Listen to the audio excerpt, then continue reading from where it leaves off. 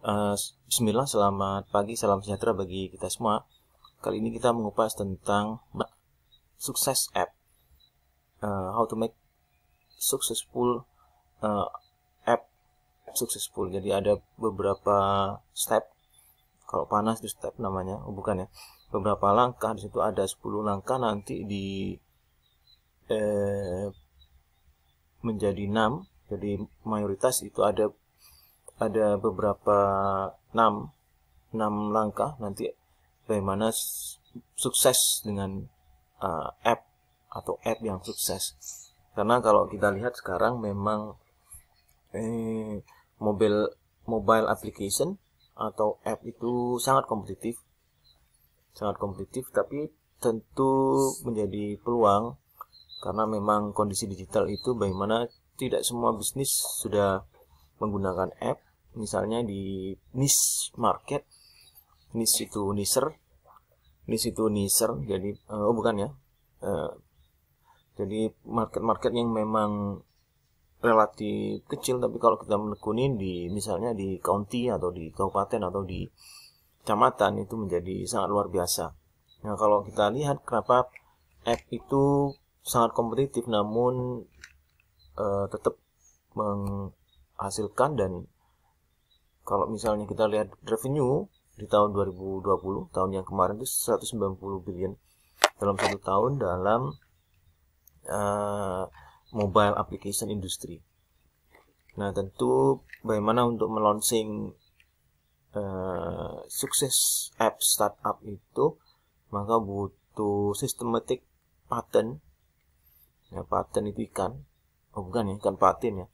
Jadi pattern, kemudian ada beberapa runtun yang bisa nanti saya paparkan untuk membuat app successful. Kemudian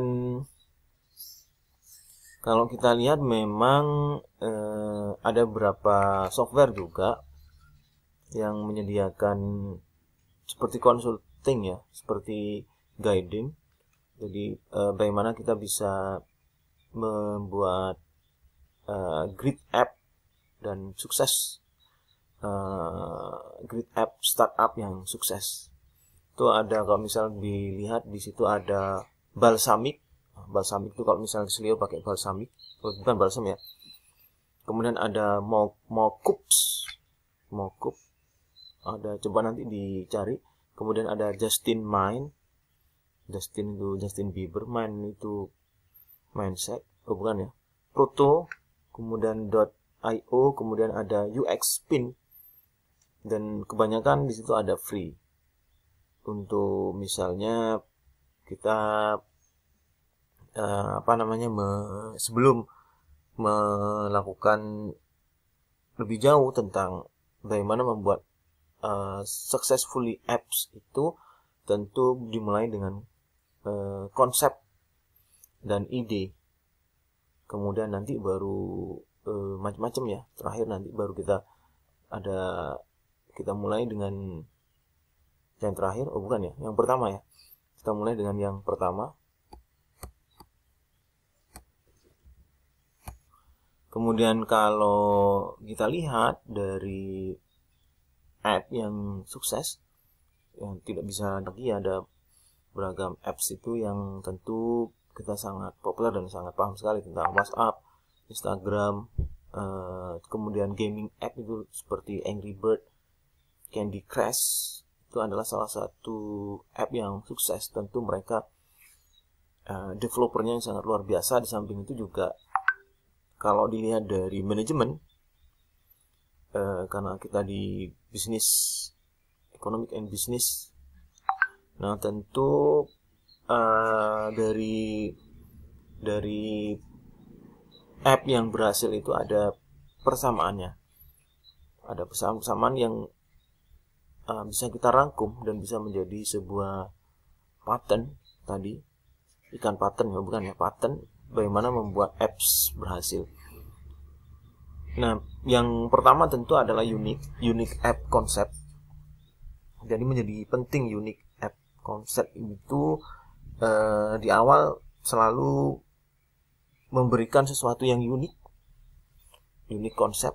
Jadi misalnya untuk nanti kita bahas tentang Black Circle, Groupon, kemudian smart home, smart city, smart campus, smart office, smart market, dan lain sebagainya. Kemudian usefulness tentu sangat berguna. Jadi kalau misalnya di samping unik tadi, karena nanti niche market, jadi memenuhi market tertentu, misalnya untuk apa namanya yang Masawir, misalnya masawir.com itu yang di Mesir berhasil. Jadi dia bukan seperti Grab atau Uber, tapi dia sesuatu yang kecil, misalnya membawakan tas belanjaan di supermarket, kemudian dia membangunkan orang waktu apa namanya untuk sholat malam dan sebagainya. Nah, itu konsep-konsep yang unik yang ditawarkan oleh masawir.com. Kemudian usefulness tentu, bayangkan kalau misalnya app itu tidak memberikan usefulness, tentu tidak memiliki namanya USP. USP itu acara populer yang di RCTI ya, Desta, bukan ya, unique selling point. Unique selling point menjadi penting untuk berikan value bagi customer.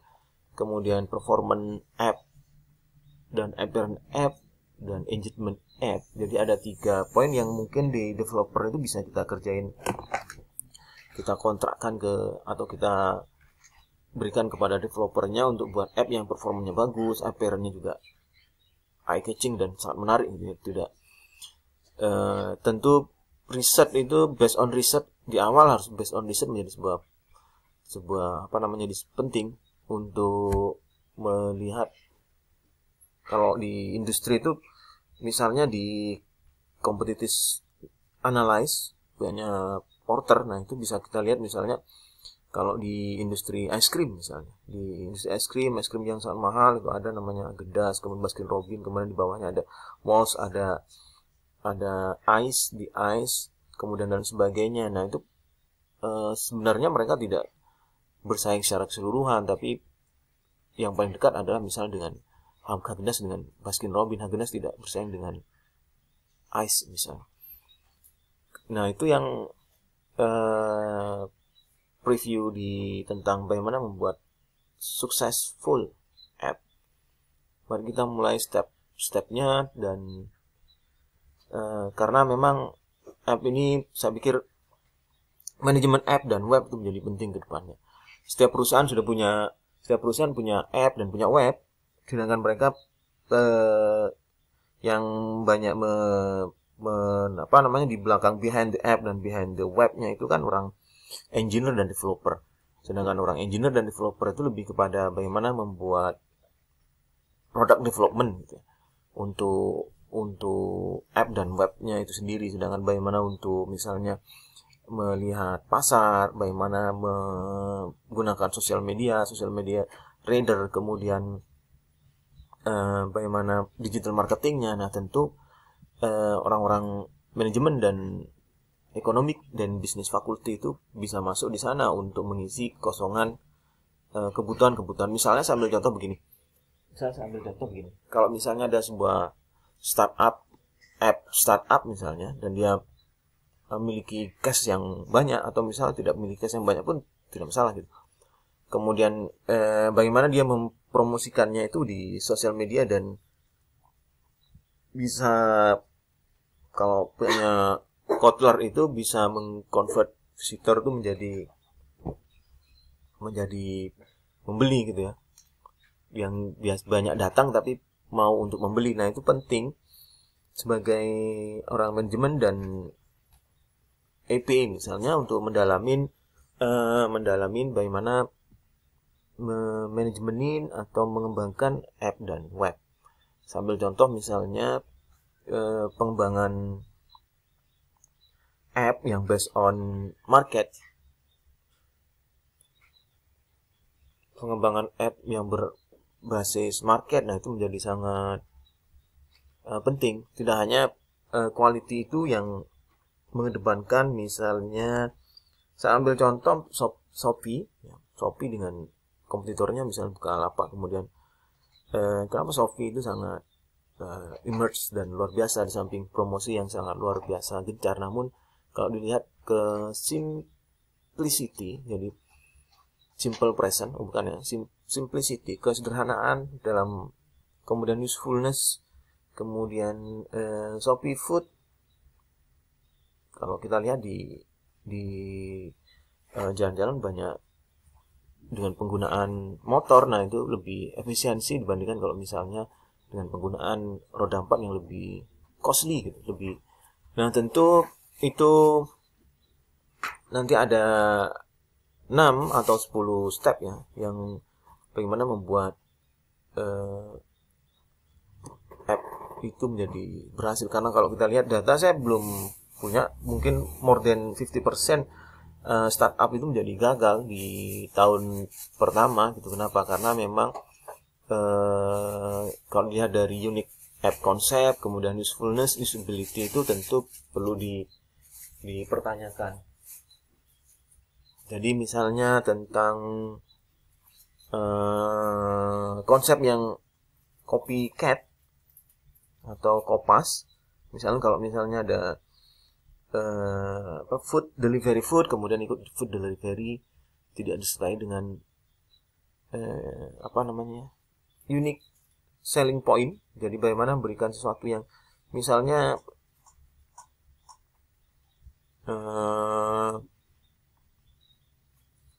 seperti warung-warung misalnya sekarang bisa kerjasama, misalnya untuk warung-warung tertentu itu sudah, karena banyak peraturan di PPKM dan ya karena kita tidak bisa karena kondisi yang pandemi, kemudian namun memiliki brand yang bagus. Misal saya ambil contoh untuk Sinjai misalnya. Kenapa tidak ada Sinjai yang keliling? Nah, itu kan menjadi sebuah unique app konsep. Kemudian disitu ada app-nya yang menyertai. Itu yang mungkin kita garap the next-nya. Jadi unique app konsepnya untuk food delivery, bukan food delivery yang seperti ada, tapi dia jalan. Misalnya untuk produk-produk food itu sangat relatively lebih bagus ya, better daripada kalau misalnya industri yang lainnya, industri tourism, industri travel and tourism, hotel dan lain sebagainya itu. Kalau kita lihat, saya ambil contoh misalnya, kita nanti buat app yang unik, konsepnya adalah dengan app itu menjual Sinjai yang keliling. Dengan adanya pakai motor tadi seperti Shopee Food, tapi kalau Shopee Food itu dia nanti lebih ke, kalau Shopee Food kan dia order, setelah order baru dia datang. Kalau ini udah usah order dulu. Jadi yang Sinjai app ini misalnya, Sinjai app ini dia keliling misalnya, dia keliling pakai motor ya, pakai roda 2, kemudian dia memberikan, ada suaranya misalnya Sinjai, karena brandnya yang bagus. Saya pikir itu bisa gitu untuk dijual sambil jalan. Orang pasti membeli itu dibandingkan membeli Shopee. Kenapa? Kalau Shopee itu ada ongkirnya ya, ada ongkos kirimnya. Jadi kalau misalnya beli Sinjai pakai Shopee, misalnya Sinjainya 15.000, kalau misalnya beli Sinjainya ke Purwokerto ya, jadi nyampainya di sana jadi 115. Nah, di sini kita tidak membeli tapi koordinasi dengan Sinjai misalnya. Saya ambil contoh Sinjai dulu. Nanti bisa bisa trial and error, bisa yang lainnya. Kemudian kita masukkan, kita bikin box. Nanti boxnya seperti box, coba cek di roti Aries atau roti Aries ya, roti Aries atau roti apa itu, roti Aries itu yang boxnya yang agak panjang kayak etalase itu, tapi dalam bentuk makanan. Nanti makanannya tapi yang brand. Jadi bukan makanan yang tidak brand. Kalau makanan tidak brand misalnya lewat kita jual sayur sama dengan yang meracang itu kan sudah ada. Nah, ini coba kita yang brand. Misalnya Sinjai, tapi bukan based on order, tapi dia jalan. Nah, itu saya pikir lebih, tapi ada app-nya yang masuk. Nah, mahasiswa yang menjalani app, tapi nanti ada orang yang menjalanin boleh mahasiswa yang menjalani operasional untuk jalannya boleh, tapi yang app-nya itu yang mahasiswa. Saya pikir itu lebih menarik. Nah, ini sebelum masuk konsep yang 10, saya break dulu. Saya pikir next ada waktu sekitar, karena ini pertemuan 12, minggu depan sudah 13 ya, kurang 3 atau 4 pertemuan lagi itu saya, kalau app-nya sudah ready sebetulnya, alhamdulillah sudah. Cuma ini kelemahan di mahasiswa, saya terus terang kelemahan mahasiswa ya, mohon maaf, ketidaksiapan mereka untuk masuk di dunia kerja itu sangat nyata. Jadi saya ambil contoh misalnya, bukan dari sebelumnya. Kalau saya sebelumnya sudah pakai web, based on web misalnya, itu saya bikin e-commerce dan sebagainya, itu 9 web, itu nampak di apa namanya, di foto, image, kemudian di tulisan itu yang saya pikir ya memang karena mereka masih studi. Tapi sekarang kondisinya agak beda. Kalau nanti sorry to say gitu ya, banyak sarjana yang karena kondisi pandemik itu yang kesulitan untuk mendapatkan job, pekerjaan, mereka jadi unemployment. Itu sangat luar biasa karena pandemik, bukan karena kondisi ekonomi Indonesia saja, tapi karena dunia. Nah, saya ingin mahasiswa itu memulai dari mereka, itu dari mahasiswa sudah memiliki sesuatu yang bisa untuk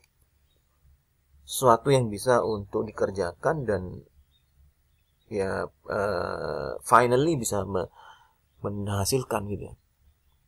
Bisa saya pikir karena di app itu, karena Kotler mengatakan 2025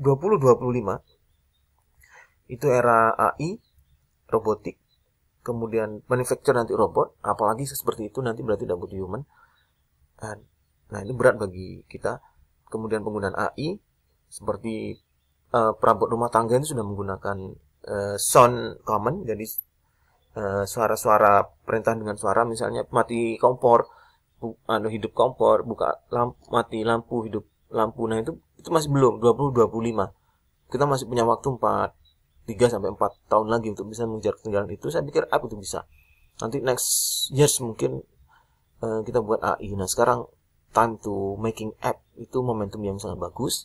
Tapi sorry to say lagi, karena memang kendala di mahasiswa itu banyak alumni itu yang sudah bikin app yang sangat luar biasa, sudah bikin Gojek.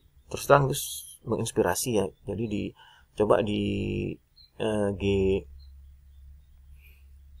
GGS Speed itu ada Yunis, ada Roni, ada Tony, ada Lulu, ada banyak yang terlibat di sana. Tapi terus terang saya melihat komitmen itu, integritas, komitmen dan loyalitas itu yang menjadi taruhannya di situ. Ternyata memang